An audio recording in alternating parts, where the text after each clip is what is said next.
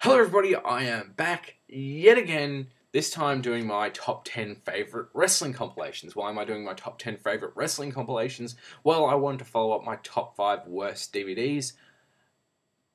What the fuck was that sound? Must have been just me. And I thought, well, how do I do that? Well, I'll do my top 5 favourite wrestling DVDs.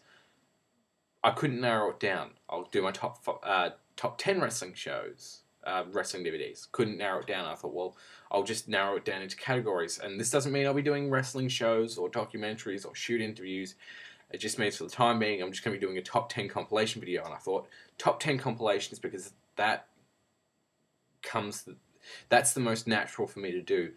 And I have a lot of nostalgic memories about a lot of these DVD sets because when I first got onto the internet and people would recommend I see certain matches, I really couldn't do it until I had a credit card. Once I got a credit card, people would still be recommending me matches, but if I was to buy all the shows for the matches they were recommending, it would have cost me a fortune. I didn't really want to spend too much on the credit card or buy too much at once or anything. I was young. Now I spend a fucking fortune on a credit card.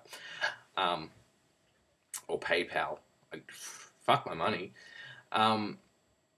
And so I bought the compilations because it was an easy way to catch me up to things that other people had seen.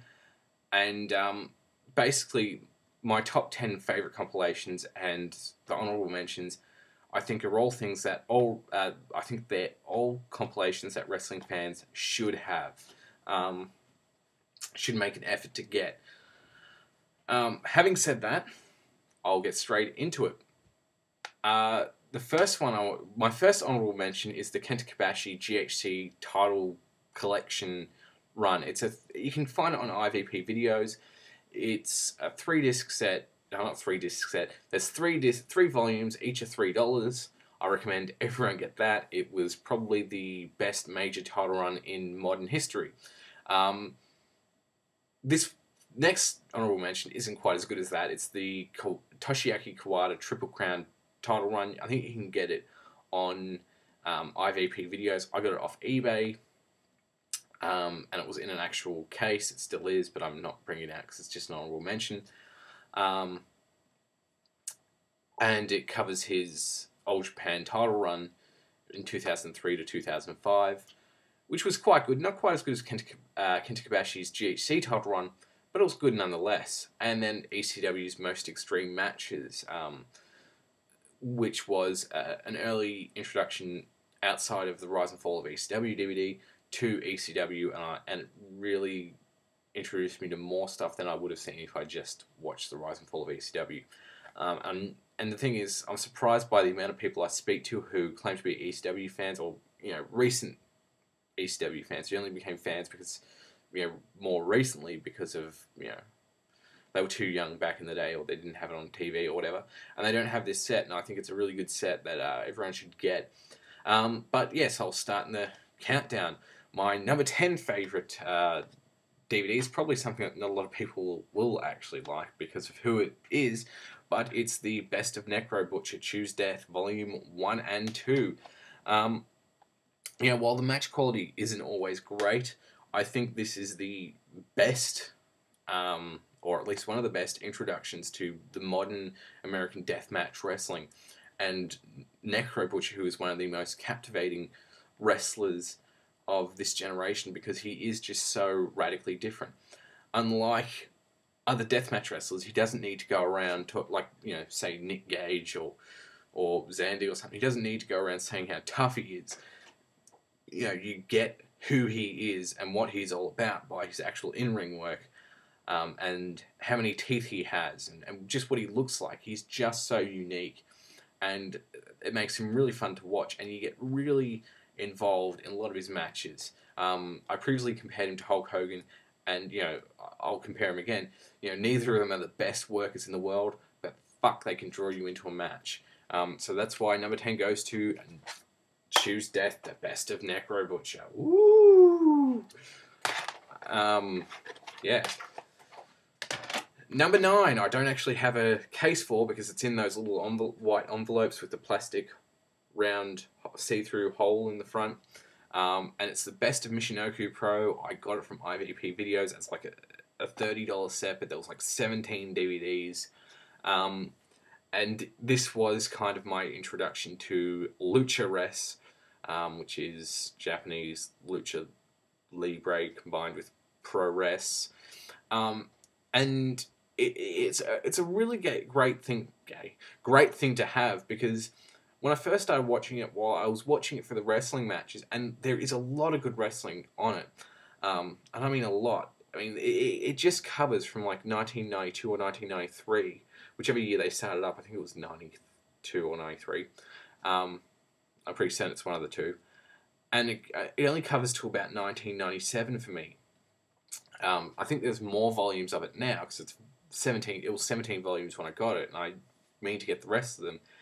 But I was fucking blown away by it. It was not just because, as I said, not just because of the actual wrestling within it, but because you watch this promotion grow, because you see the crowd sizes start off a bit small and the production values are quite shitty, and as time goes on, the crowds get bigger, the wrestling gets better, the production values get better, they get bigger name wrestlers in, they get wrestlers that you're more aware of, like Taka Michinoku. Like, they start off with Gran Hamada and the Great Sasuke. And then you start seeing these other guys like Taka Michinoku, Sho Funaki, Men's Teo, Dick Togo, Kaientai DX. Yes, that was a stable Kaientai DX, and it wasn't a rip-off of D Generation X. And it's just great to see that the evolution of that promotion, at least in those early years when it was still in its prime. So yeah, everyone try to get that. Number 8, Mick Foley's Greatest Hits and Misses: A Life in Wrestling. This isn't the extended one with the Randy Orton matches. This is the first version that came out, and this was one of the first. This actually was the first wrestling DVD I ever got. It's still got the sticker on it. Price tag. I got it for $17.63. And what year did I get it? I cannot remember. Yeah, that's right. I got it about 2004 or 2005, around that time. And that introduced me to other promotions other than WCW and WWE, and a little bit of TNA I'd seen. I was introduced to actual ECW matches and Smoky Mountain Wrestling, and I kind of got an idea that there's much more out there. And the match quality is really good and has a lot of modern WWE classics. The next one I have is the Revolution. It's a Tenryu High Spots compilation you can get from High Spots. It's 5 discs. Has all of his major matches. There's only one real omission I felt disappointed by, and that was the fact that they left out the 2001 Wrestling Observer Match of the Year that he had against the Kenji Muto for the All Japan Triple Crown title. And that's the only flaw with this. It has so many matches, such good quality, and it really shows you an older wrestler who can still actually deliver the goods. Because the most modern match is from 2003, but even then he was quite old. And the thing is, you watch his matches when he was young, and then you watch his matches as he gets into his 40s and even 50s, and you're like, wow, he's way better in old age than he was in his youth. That's just my opinion, though. I just enjoy his old man matches better, because I think his persona was just much more, better fleshed out, so to speak, and his wrestling was just, I don't know, there was something about it that just, I enjoyed his matches more. Number 6, Hard Knocks, the Mongo McMichael DVD. Oh, sorry, the Chris Benoit DVD. Despite what he did and the fact he's been admitted, if you can get this and you don't have any moral objections to getting it, I recommend it just because it is one of the best wrestling compilations the WWE ever put together. For one of the best North American workers I've ever seen. But yes, moving on, because that's awkward. The next I also don't have because it's in slipcases, but no, I didn't get it from IVP Videos. I actually got this one from eBay, and that was the Best of Hayabusa set. And it was 2 volumes, and each volume was 2 discs, and as I said, in the slipcases. This was one of the first compilations I ever got. It covers most of his career. One of the first matches on the set, is his match against Atsushi Onita in an exploding barbed wire cage match, and it's all from FMW, I believe. But that was one of my early introductions to Japanese deathmatch or hardcore wrestling. And also, I keep saying and it really blew my mind to see how different, because I'd already seen ECW by then, and I wanted to see that, and the way he kind of melded hardcore wrestling and high flying in a lot of his matches, I really enjoyed. And it's just a really good collection of matches. I don't know where you'd find it because I haven't looked for it because I already have it. So if you can, I don't know if it's still out there because the eBay seller who sold it to me no longer sells things anymore. So sorry guys, you're on your own. Number 4, From the Vault, Shawn Michaels. We all know the deal with this. Another one, it doesn't have a lot of matches on it, but the matches it does have are classics. I think this is better than either of the other 2 Shawn Michaels compilations, just because it has, I think, all of his 5-star matches, or at least all of his 5-star matches before he came back. I'm not saying that he had 5-star matches after he came back, and only one match of his comeback, and that was against Triple H. But yeah, this is a really great match. Really great compilation, and any Shawn Michaels or WWE fan should have it. Next up is the Ultimate Ric Flair Collection. Same reasons as From the Vault, Shawn Michaels. As DVD, fucking screen, light up. I need you for lighting. It's just, such a strong compilation, and covers, it doesn't cover as many matches as his other compilation did, but it covers the best stuff, I feel. It's got all the major Ric Flair matches that you would show a first-time viewer of Ric Flair to. And doesn't really show his modern matches, which I think is a good thing, because a lot of, you could really hurt his legacy by showing some of his more recent matches. And this just keeps to, sticks to quality as opposed to quantity.